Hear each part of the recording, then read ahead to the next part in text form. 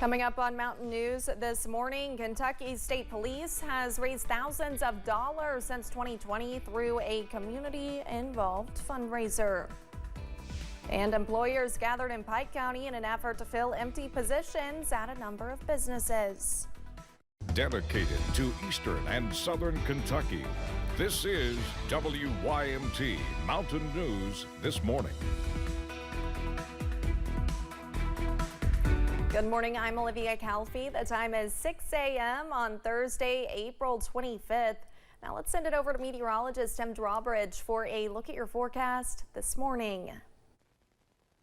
Good morning, Olivia. Good morning, everyone. If you loved yesterday afternoon, you're going to love this afternoon. Web cameras look spectacular all across the region with a blend of clouds and sun yesterday, and I think we see more in the way of blue sky this afternoon. 41 outside our door. You can see twilight with the sun rising across the eastern horizon. Mid-30s into the mid-40s temperature-wise, and yes, not much going on regarding the satellite radar composite.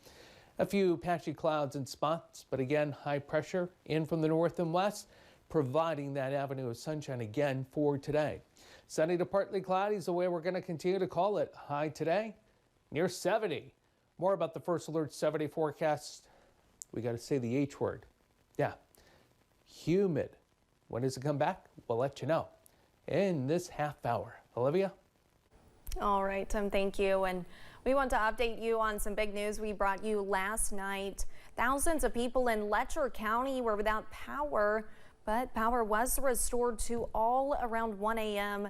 Kentucky Power posted on social media just after 8 o'clock on Wednesday that a tree fell out of the right-of-way and onto power lines, knocking out power for about 5,000 customers. Outages were reported in several areas, including Whitesburg. The London Fire Department is rolling out a new way to protect families in the area. The fire department is giving out alert stickers. The stickers allow first responders to know how many people and pets occupy the home. Captain Brandon Wagers says the stickers can improve their response to emergencies. Wagers says they are actually best placed in the front of the home. Made to be seen when emergency crews responding. It's very critical information. That way we know who's inside the home. That's make sure everybody gets out safely. So very up front, maybe the front door, front window, and that way we can actually see how many occupants are inside the structure. Wagers says homeowners can pick up their alert sticker at the fire department free of charge. Officials with the department also recommend families have practice evacuation drills. The clock is ticking on funding for a program that helps low-income families pay for internet services. Democrats now calling on Republicans to get on board with these efforts. WYMT's Washington Bureau reporter Ashanti Ford has the latest from Capitol Hill. 5.3 billion people use the internet. It's a main source of information, even the ability to apply for a job. But there are a great deal of people out there that can't afford high-speed internet, which is in part why some lawmakers are working to extend legislation that bridges that gap. And for so many families, that $30 a month that helps them pay for that is the difference between them being connected and them being dark. Senator Peter Welch of Vermont says now is the time for House Speaker Mike Johnson to allow for a floor vote on legislation extending the Affordable Connectivity Program. That's expiring, and it really is going to make the difference for a lot of those families. The $7 billion program, which provides up to $75 a month for tribal or low-income families, has assisted 23 million homes. I mean, let's say you get $50 off a month. That's $600 a year. And for families, that's a lifeline. The bill has 228 co-sponsors. 22 are Republican. Welch now asking for House Republicans to get on board with these efforts. My hope is that we're going to get together, find the funding, and extend the program. Now, the Biden administration and FCC have been asking Johnson to allow a vote on the extension since October. Because coming out of the pandemic, it was very clear that everyone everywhere in this country needs broadband. And we've done a lot of work to try to help make sure that that infrastructure reaches rural areas. but we also have work to do to make sure everyone can afford it. Senator Welch joined several other members of Congress and the White House in asking Johnson to bring the Affordability Connectivity Program extension to a floor vote before it expires at the end of the month, adding that in Johnson's district alone, more than 100,000 people benefit from the program. In Washington, Ashanti Ford. A project in Leslie County has secured the funding needed to move forward. $2 million will be used for Lico Park.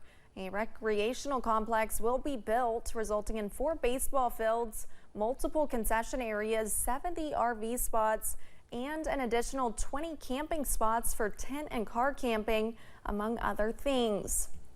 Leslie County Judge Executive William Lewis says it is one of the largest investments in recent history for the county. Construction on the baseball fields began earlier this year. Kentucky State Police's Cover the Cruiser fundraiser is back as it begins to raise money for the upcoming Kentucky Special Olympics. Post 9 parked its cruiser in front of Pikeville Walmart Wednesday, seeing a slew of supporters, with each dollar donation adding another note to the car and more awareness to the cause. Trooper Michael Coleman says the outreach doesn't stop when the cruiser is covered. Yeah, so it kind of comes full circle. We come out here and we do the fundraising and help raise the funds. But then when the Olympic Games actually go on, a lot of times troopers will go down there and help with giving out medals or helping with the Olympic Games. So to get to see where it's going and see the smile and the look on the athlete's face when they win a medal, it really makes it worthwhile. Coleman says the event is in its 5th year and has been a great tool for fundraising, bringing in more than $56,000 since 2020. On Wednesday, the city of Moorhead celebrated the opening of a new chicken restaurant, Huey Magoo's. It's the restaurant's first location in the Commonwealth. The chain is mostly located in the South. City officials say they're excited about what this will bring to the city. Tuesday was a big day for the Whitley County Farmers Market as it hosted its opening day in downtown Corbin. Manager April Schweiss says it was a big hit. With more than 200 people coming out, the event included food from local vendors, farmers, and crafters, and there was even live music. They say they are hoping to build off that momentum. I think the farmers market will have a huge impact on downtown Corbin with the new pavilion because it brought people together, especially with the music last night. We had families pulling up chairs and just enjoying the festivities. And then after the market's closed at 8 p.m., they can still go out and go to other local downtown restaurants and the like to just enjoy. And that just helps revitalize altogether. Officials say the farmers market will lead to greater downtown tourism in Corbin. A job fair in Pikeville brought more than 40 employers to the Pike County Library. WYMT's Buddy Forbes was at the event. So there are jobs, it's just a matter of people finding them. The Big Sandy Area Community Action Program and the Kentucky Career Center are working to bridge the gap. We're trying to bring the community together, the job seekers and the employers, so it's like a one-stop shop. Hosting a job fair Wednesday to bring more than 40 employers to the Pike County Public Library. So today we are bringing in job seekers and employers from throughout eastern Kentucky, trying to bridge the gap and help the community. So we want to bring the job seekers in to talk to them one-on-one, go ahead and do their interviews on spot, go ahead and get them hired, and just try to give them something to look forward to. Workforce Director Jeff Hensley says it takes a lot of work and partnerships to host large job fairs, and his organization is trying to provide resources and assistance to not only connect people with jobs, but help them succeed. We help with resume writings, help people find employment, tuition assistance if you need training, supportive services, work attire, travel assistance if you need to get back and forth to work. Saying it is all about bringing the pieces to the table and watching them fit together. Seeing how everyone comes together, we like to see them succeed and grow, improve their quality of life. Helping the businesses and the employees thrive. In Pike County, Buddy Forbes, WYMT Mountain News. The event saw a large turnout with a packed house when the doors opened and people trickling in throughout the day. Dream Appalachia is hosting a free community concert today, and one legendary musician and Eastern Kentucky native is set to perform.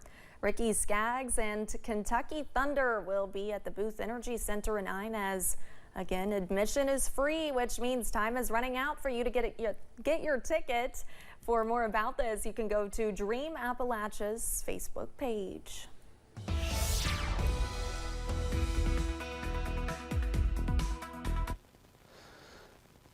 Ricky Skaggs has been great for years. Temperature-wise, we're in the mid-upper 30s, lower 40s at a lot of locations. It's across southern Kentucky here, from Harlan back through Williamsburg, London, and Monticello.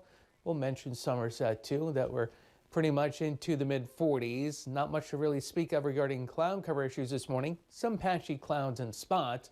But again, our flow coming out of the north and west means that we're on the cooler side of things, but high pressure means sunshine with a run towards 70 again today. Lots of sunshine, calling it sunny to partly cloudy today, so you're going to need the sun visor down and have the sunglasses ready. The forecast high and hazard near 70 again today.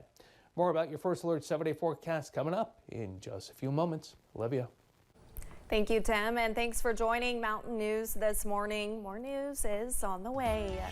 As we continue our look at the 2024 East Kentucky Leadership Award winners.